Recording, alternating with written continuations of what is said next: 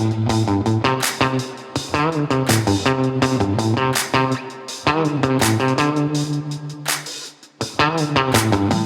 to the Penguin Magic Podcast. We have a fabulous show for you this week. Let's get straight to the main event.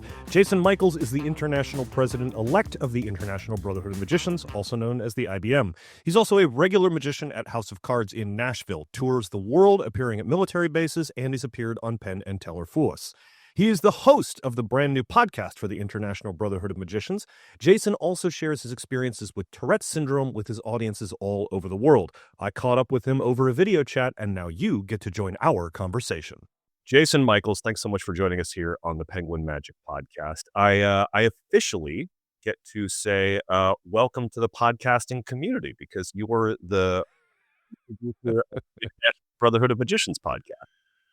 Well, thank you. Excited to be on. I've been listening to your podcast for years and really enjoy it. And actually, to be honest with you, your podcast kind of inspired ours a little bit. The IBM is a wonderful organization, and we provide a lot of value to folks, both meeting in like local clubs, which we call rings, as well as online things, which we have an online ring where people meet monthly. But the problem in my mind, I was looking at things and I was thinking to myself, for people who are members of our organization, there's a lot that they can participate in, but how do we connect with people that are interested in magic that just don't know who we are, And so we were thinking about it, and we have a marketing group that gets together and talks about these things. And we said, maybe we should just do something for people who like magic and just make it out there to the public, completely discoverable for anybody. I hate to say this, but sometimes I go deep into the weeds. So it's, like I might be talking about like some super nuanced magic thing that a total beginner is like, what is he talking about? But we try to keep it lighthearted with my co-host, Scott Cantrell, Ben Young, and I try to keep it lighthearted and fun. We just try to make each other laugh and have good discussions.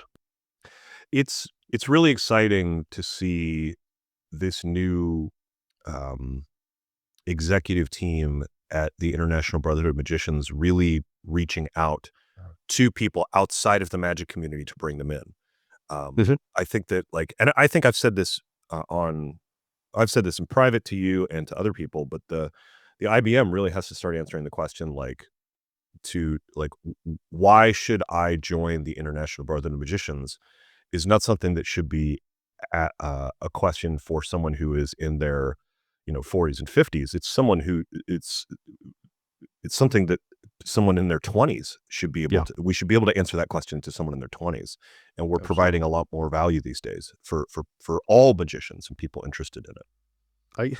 I told the board, I said, we have the worst business model in the world. We make people pay us to hang out with us before they even know what we do. So they can't and then they have to be a part of our group before they can buy more stuff from us. And, we don't sell a lot of stuff, but, we do a convention and, and so, in today's world where people have access to this little device, this little, powerful phones that can access the entire world of information, people are learning magic differently. They're connecting differently. And so the challenge for instance, for the IBM, but it's not just the IBM. It's the challenge for any organization that is a membership organization. So, we're talking about all sorts of associations and whatnot, Rotary Club, Lions Club.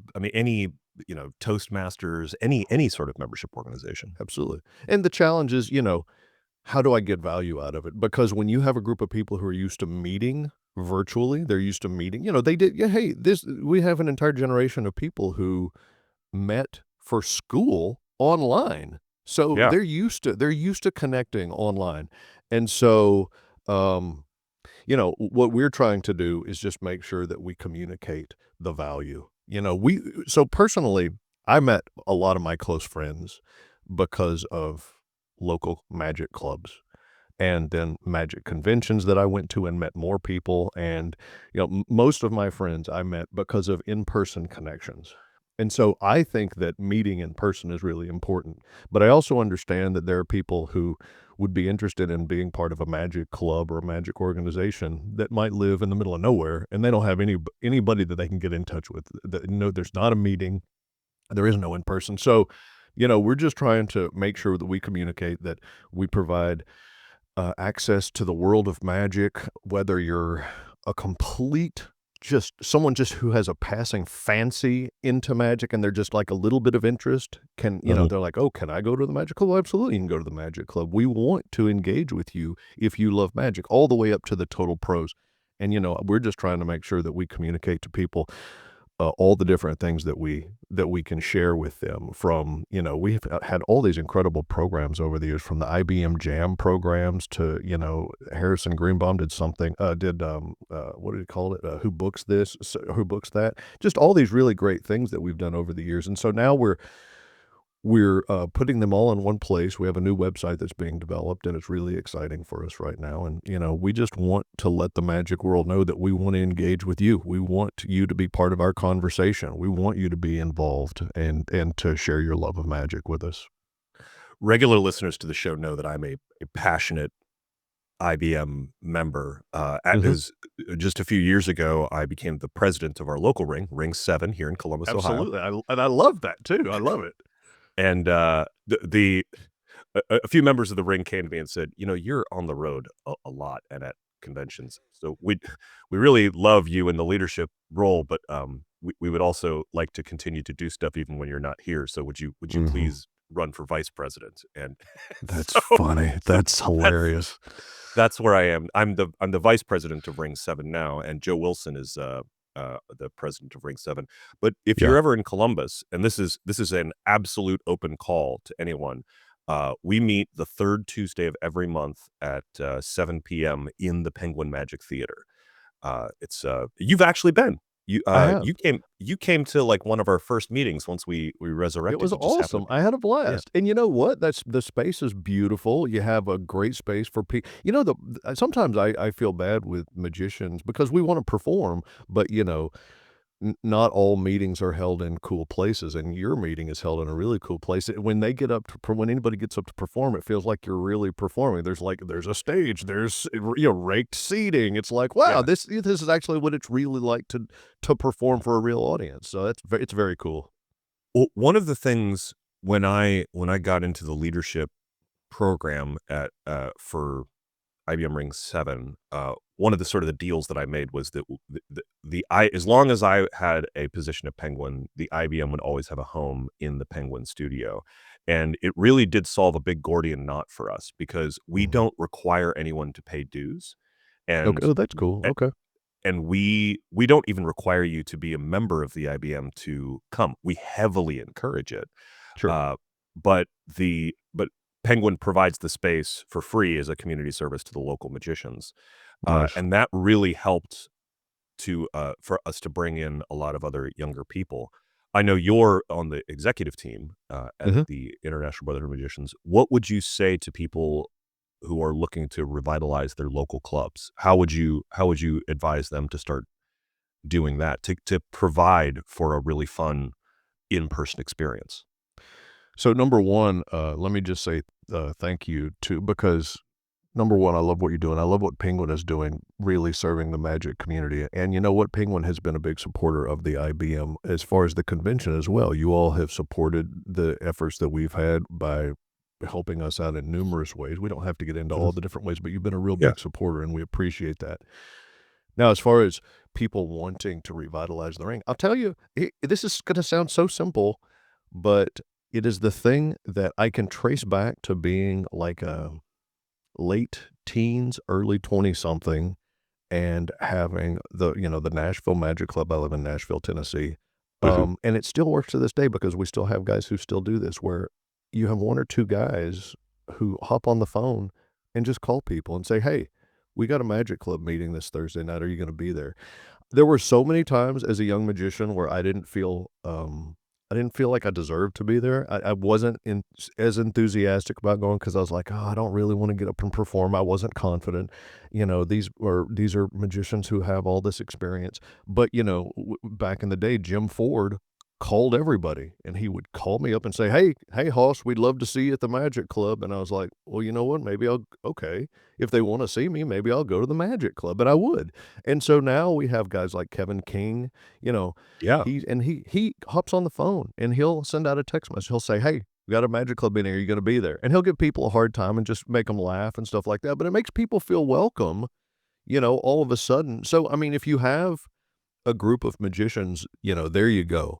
That is a really great way to just kind of get them starting to get engaged. And then the other thing is just, people who love magic somehow find a way to connect with other people who love magic. So what I would say is, who do you know that might not, who do you know that might be into magic, but might not be meeting, in a club Mhm. yet? Because if you asked everybody who's in your club, hey, do you know anybody who's into magic? I bet they could think of at least one person. Just being willing to make that invitation it really does go a long way. I think one of the things that you just said was really struck home to me is you Get them, go get them, killer, get them. for our just our audio listeners, where my dog Rocco is insisting that I play with him at the moment, but I he'll love it. calm down in just a bit. But you mentioned that you didn't always have the confidence Mhm. to get up and perform, and Yeah. I think that is something that I have really noticed in our ring. Is there's two members in particular that I'm thinking of, and I'm not going to name them, but they have been coming for over a year. And then Mhm. just recently, they started getting up and performing in the open mic portion we have, Mhm. and doing tricks for people. And we have a number of really wonderful and talented magicians who I can understand when they're sitting there and you're performing, it can be intimidating. It's intimidating for me sometimes Sure. Yeah, absolutely. when I'm working on something new and trying it out. But seeing them come week after month, and Yeah. then start to gain the confidence to be able to get up there and do it. And now they're starting to perform we have a section of our club meeting where people can get up and perform for feedback, and it's moderated Oh, feedback. that's awesome. And so now they've transitioned from just coming, sitting in the back, to sharing a piece of magic that they were working on, to performing and then getting feedback from other magicians. And it's just Wow. that, just going month after month, becoming friends with people, getting comfortable, and it's really exciting to see that in that area. Oh, I 100% agree. As somebody who, as a young magician, what I thought in my head was, what's the point of getting up and performing? All these people already know what I'm gonna do. They know all the secrets. And it is nerve-wracking. Dude, hey, like you said, still to this day, standing up Mhm. in front of a room of magicians can be very nerve-wracking. The thing that I Yeah. always tell people is just remember that these folks, they don't always act like it, but these are the folks who love magic, and so they should be your biggest fan. I mean, sometimes magicians like to give each other a hard time, and that usually becomes with, like, familiarity between people, but the simple fact of the matter is everybody's at a magic club meeting because they wanna see magic, they wanna do magic, Exactly. they love magic. Why not jump up and do something? Because even if it goes wrong, and magic tricks go wrong for everybody, there's nobody that is immune to that. What's the worst thing that's gonna happen? The worst thing that's gonna happen is it's gonna go wrong, and you're gonna be like, "Well, that didn't work," and everybody's gonna go, "Alright, good try, buddy." You know? So, yeah, All right, absolutely. I'm gonna shift the conversation just a bit, because I know Mhm. that you and I are both, we could talk about magic clubs in the IBM for hours and hours and hours, Sure. but our listeners want to hear a little bit about you. Uh, when Do I they? first, Do they wanna know about yeah, me, Eric? yes, they do. That's You're very you're kind, that's very you're kind. in line to become the president of the International Brotherhood of Magicians, Mhm. and so you're a mover and a shaker. But when I first met you, you were doing a lot of shows on military bases all around the world. As a Yeah. matter of fact, you took Ben Young with you, one of your co-hosts in the IBM podcast. Yep. I actually sold Ben his first magic trick way back in the day. That is awesome. Oh my gosh. Oh, so it's you we have to blame for that. That's you know he Ben is a great dude, and Yeah. it's funny for to be as young as he is, I love brainstorming Oh magic yeah. problems with Ben because he has this wealth of knowledge. Like, he'll come up with something, I'll be like, "How did you come up with that? Like, you're kinda young still. I don't know how you did Yeah. that." Yeah, but yeah, I started working with a group called Armed Forces Entertainment in 2015. The way it all came together is an agent that I have a relationship with then and still do now reached out to me and said, "Hey, Jason, have you ever wanted to do shows for the military?" And secretly, I was like, "Oh my gosh, this is amazing!" Because I have both of my grandfathers were in the military, and I remember hearing stories from my one grandfather who was a pilot in the Air Force, and just kind of like, wow, that whole greatest generation, the folks who served, and I mean, it's like, wow, I just felt a lot of pride listening to him talk about how he served and whatnot, and then I thought briefly about going into the military myself. I have Tourette syndrome, so it probably would have been a struggle to do that. It just kind of didn't work out. And so when this agent said, "Hey, have you ever wanted to do shows for the military?" Secretly, I was like, man, I wanted to be in the military. I would love to do shows for the military. And so I called my buddy Stephen Bargatze. He and I said we wanted to do it together as a team because that's kind of what they were looking for. They were looking for like a couple of performers to go out at the same time. And we did our first tour, and we went to I want to say like 7 different countries in the Middle East and Northern Africa. And, and it was a trip, man.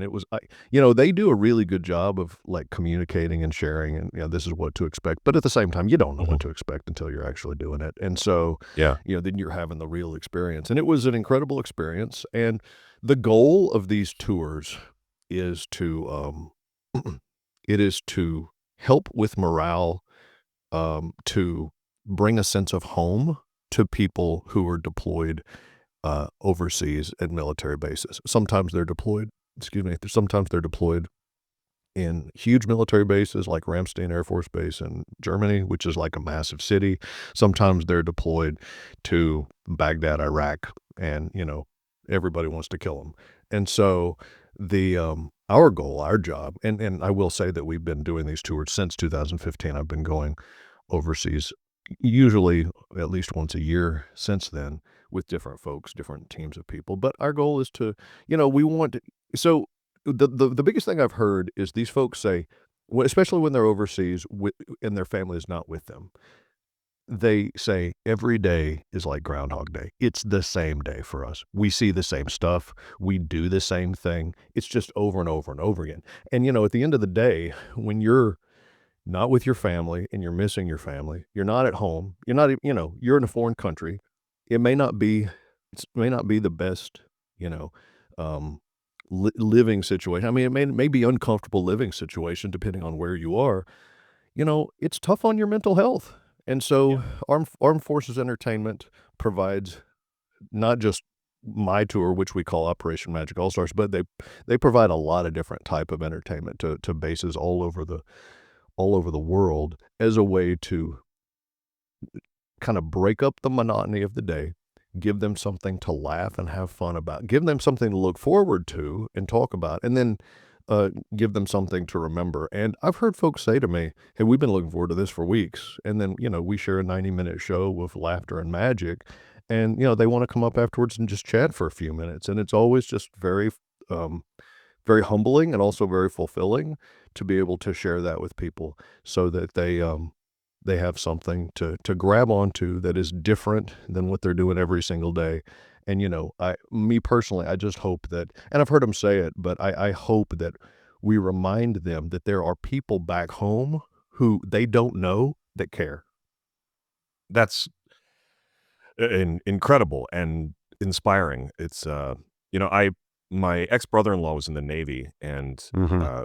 was yeah, I remember with his last deployment when he went out. I mean, he was on an aircraft carrier for 18 months in Yeah, wow. without coming Wow. home. And one of my best friend's husband is a Navy doctor, and he just got deployed to Djibouti, and my friend Mhm, is now going to Seattle to just to be somewhere while they're deployed, and they're gone for so long.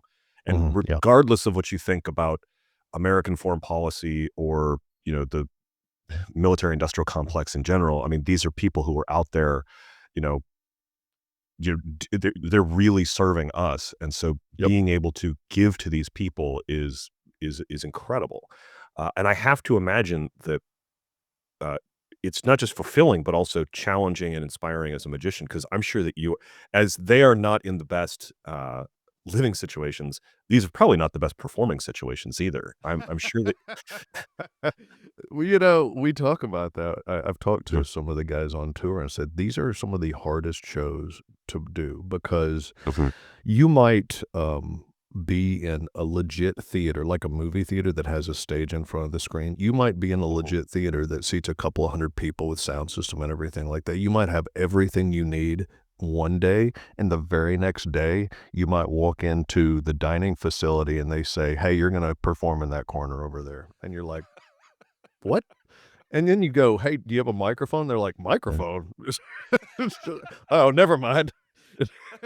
But the thing is, I have to find people that can perform basically in any type of setting. Like, you can't have massive technical, like, setups and things like that that require certain theatrical, you're not gonna have special lighting. You're not gonna have, certain things. You're gonna literally be in a tent. Now it's a giant tent, but many cases you're gonna be on a tent in a tent, and people are just gonna be, sitting in chairs with the people in the back standing up watching. There might be a bar in the back where people are talking. I mean, the performing conditions, they try to give you exactly what you need. But when I take a team out, I tell them, I say, we will go anywhere. You send us anywhere with with whatever you got, and we'll perform there. Because I know that the folks that I'm picking have the ability to perform in any type of setting. Christian Painter one time literally grabbed a chair, pulled it out, stood on the chair in the middle of the dining facility and goes, "Hey, let me get everybody's attention." And I was like, "What is he doing right now?" But I mean, he was promoting. He said, "Hey, we're going to be doing a show in about 30 minutes over here. You guys come out." And everybody's like, "All right, that's cool." But it's an adventure. But yeah, we definitely deal with some challenging situations. What do you how do you pick material for this situation? Because I imagine that, because I know you do corporate stuff and theaters, and you're at Nashville's House of Cards, all the time. Mhm. Uh, I imagine that the material you take on the road for these situations is very different than Yes. what you're is sort of like, I don't know, your I should say, domestic shows versus Mhm. Yeah. how So do you choose material for that? So, this is a heck of a question, and this is one of those situations where if you haven't traveled, um, overseas with overseas airlines and security in overseas airports, you may not realize. So, for instance, I try to pick material that I know that it packs relatively flat, will play relatively large. Like, for instance, I do my cootie catcher routine because the cootie catcher literally folds down. It's a big giant piece of paper, so it folds down into nothing. But then I also tried to take my cups and balls one time, and I had it because it's my cups and balls and it has very specific things that I definitely cannot afford to lose. I had it in my checked baggage. Well, when we got to one of the airports and we were doing a check-in, they were freaking out over the bell that I use in the routine. And I'm like, what is the problem? And little do I realize they're thinking that I can use this bell as a weapon. And, they're like, telling me that I can't take this bell, and I'm like, "It's a bell." And I'm just like, "What do you?" And then I had an HDMI cable, they 100 it was like a 50-foot HDMI cable. They took it in an airport, and I was like, "What is the problem?" And they go like this. I'm like, "Oh, you think I'm gonna use this to strangle somebody?" Like, but so, I mean, these types of things we don't think about, but so what you have to try to do is you have to try to pack material that will play virtually in any setting that is going to, um, not set off quote unquote "alarms" with security, Yeah. so you don't want them freaking out, but, honestly, the best material you can come up with. I have certain routines that I wanna do, but I also, I work with the guys and, whomever I've brought on the tour to make sure that everybody's doing different stuff. Usually it's 3 different people, myself and 2 others, and we wanna make sure that there's a wide variety of magic, Mhm. that nothing Yeah. is duplicated or anything like that. Uh You had a really wonderful performance on Fool Us, and you mentioned this earlier on in the interview, where you talked about Tourette syndrome. You have Mhm. Tourette syndrome, I do. um, and you've worked it really interestingly into your magic. Yes. Can you describe for our listeners a little bit about how you've uh, I'm trying to think of the best way to phrase this without sounding like an insensitive dirtbag. How you've taken what some people could see as a career-ending Sure.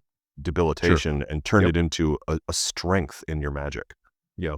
So, when I was a teenager, I auditioned for a school play. And I had Tourette's. I'd been diagnosed at a younger age, and all the tics, all the twitches, all the movements. And when I stood up on that stage, when I auditioned for that play, for some reason, the tics ceased. They just kind of stopped. And it wasn't from any effort. Like, I wasn't trying to get the tics to stop, because if you know anything about uncontrollable tics, the word uncontrollable there is there for a reason. Um, but for whatever reason, when I was up on that stage, the tick stopped. And so I felt as though I was in this perfect place, that I really felt like I was like, oh, this is where I'm supposed to be. This is where I'm supposed to put my time and my effort, because at the time, I was like, wow, this comes very naturally. As I got into magic, um, you know, to be honest with you, Eric, I had no interest in talking about Tourette syndrome. Not only did I have no interest in talking about Tourette syndrome, I was not going to ever bring it up. I couldn't, I was too embarrassed by the tics and whatnot. And it wasn't until I was into my 30s, well into my 30s, that my friend Stephen Bargatze, as you know Stephen, and he's a great magician. And one of the things that he did before he retired was he would go and he would speak to different school groups, and he would talk about his own personal story of struggle and triumph. And he said to me one day, he said, you really should start talking about Tourette syndrome in your show. And I said, Stephen, I have no interest in that. That's not what I can't do. I'm not going to do that. And to make a long story short, he said, he kind of tricked me one day, and he said, hey, I've got this show that I can't do. Uh, here's the money they had, and it was good. It was really good money. And I was like, he said, I told them all about you, and they want to book you. And I was like, awesome. He said, but at the end of the show, you have to talk about Tourette's. I was like, uh, That's the most Stephen Bargatze thing I've ever heard. exactly. He entices me with good money, and then he says, and you have to do this too. But when you're a professional entertainer, you kind of take everything you can get. So I said, okay, I'll do it. And I did. I talked about Tourette's for a couple of minutes at the end of it. That's all they needed. That's all they wanted. And the weirdest thing happened. I went from, at the end as I was walking to my car, I just kind of felt different. I was like, huh, that, that went all right. I actually felt like it felt a little bit like I was standing up strong, taller, a little bit more, firm feet on the ground. And that started me little by little to open my mind up to the idea that maybe I should be talking about Tourette's. And so the more that I performed, I went on a tour. I did a tour for a bunch of Air Force bases here in the States in 2017. And they said, we love your story. Would you consider talking about it briefly towards the end of the show? I was like 100%. And so it was all of those situations that sort of worked together to open me up to be willing to talk about it. And now I think it's probably one of my secret weapons. I have told people, like, the very few times that I've lectured for different like conventions or groups and whatnot, I say, magicians have a problem. And the problem magicians have is that we put on this big giant cape and then put a big S on our chest and say, we are Superman. Look at what we can do that you can't do. But then that's just really not a likable character. That's just not, I mean, because at the end of the day, we're putting up this big block between me and the audience. Like, look at me, I can do all this cool stuff, and I'm not going to tell you how I do it. The moment that I started talking about my vulnerability and start talking about the things that felt really personal to me, all of a sudden that wall was gone. It like all of a sudden we like making a connection, and like people were coming up to me, and as much fun as it is to hear people say things like, how do you do that? You're such a great magician. But when people were saying things like, hey, your story really touched me, it really means something to me, that to me is a much better conversation. That to me is like, wow, now we're making a real human connection. and magic helped us get there. But it's me being willing to share a little bit about my personal life that all of a sudden, like, we created a special moment.